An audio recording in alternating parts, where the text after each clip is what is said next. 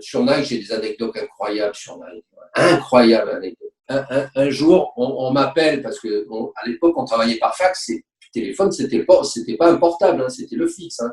Ouais. Donc le téléphone sonne et puis j'ai quelqu'un de Nike aux États-Unis qui m'appelle et qui était le représentant en fait de mon boss, Yann Hamilton, qui gérait effectivement tout le tennis. Mais il me dit, écoute Régis, j'ai mon copain du basket qui vient, qui a besoin de tes services. Il y a Michael Jordan qui vient à Paris.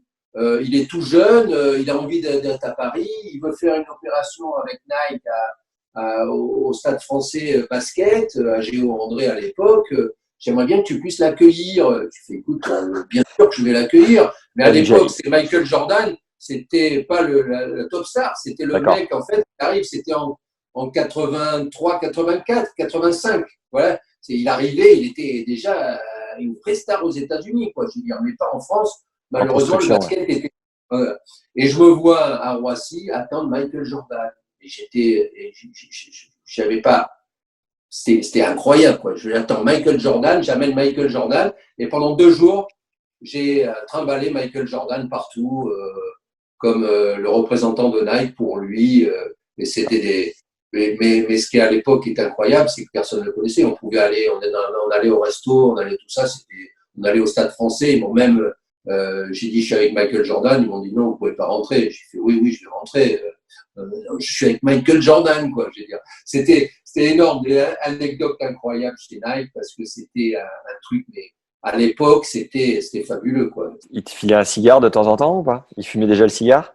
Non, mais il était très sympa. Il était très sympa. Bon, très américain, bien entendu, mais très sympa. Du fait que ton anglais soit un peu limité, vous avez quand même réussi à partager, à communiquer. Vous aviez un traducteur. Comment ça s'est passé?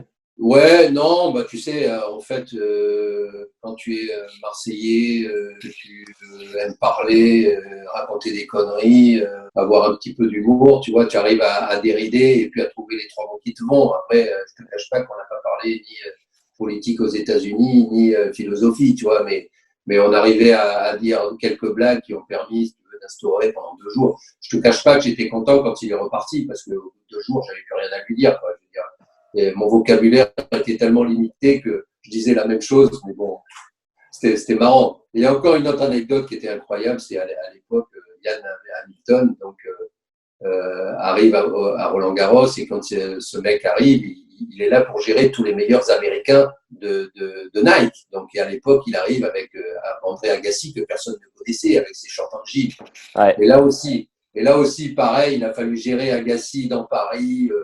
Mais c'était un moment extraordinaire parce que Agassi, c'était devenu la grande star. Donc, moi, j'étais en fait le correspondant français de tout ce qui se passait à Roland-Garros pour les marques comme Nike, comme Ed à l'époque, pour que derrière ça se passe bien et qu'ils étaient bien accueillis, quoi.